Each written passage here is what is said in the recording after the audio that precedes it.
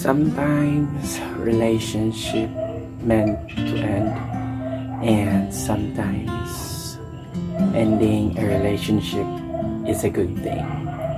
Lalo na kung wala ng love, hindi na kayo masaya, puro away na lang, nagkakasakitan na lang. Mas mabuti pang tapusin nyo na lang kesa ipagpatuloy nyo pa. You have to let go, and I know it is the most painful part, but you need to end it. Sabi nga ng iba, kaya naghihiwalay sila dahil hindi na sila nag-grow. Yes, totoo yun. Sometimes it's better to grow and evolve on your own than being in a relationship.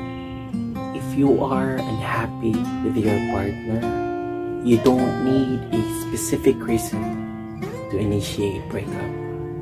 You should always think or find whatever necessary choices for you to find happiness.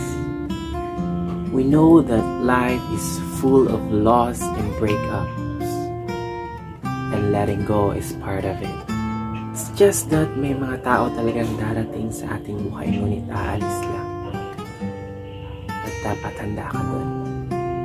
Allow yourself to feel it. Maranasan yung emosyon na yun, to learn from it. Let go. And the load lightens. It feels lighter. And it feels like all the weight is lifted. Sometimes letting go doesn't always mean forgetting. It means releasing something that affects you in a negative way. Tapos na dinidistansya mo lang yung sarili mo sa taong yun upang di ka na masaktan pa. O alam natin na sobrang sakit yun. Pero letting go is not a switch na kung ayaw mo na pwede mong i-turn off para mawala yung lahat ng sakit. Letting go is a process.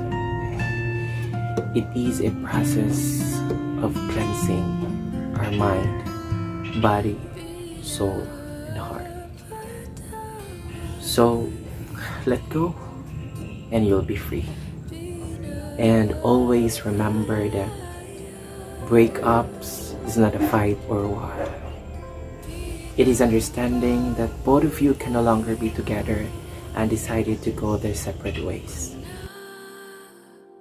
Sa kanya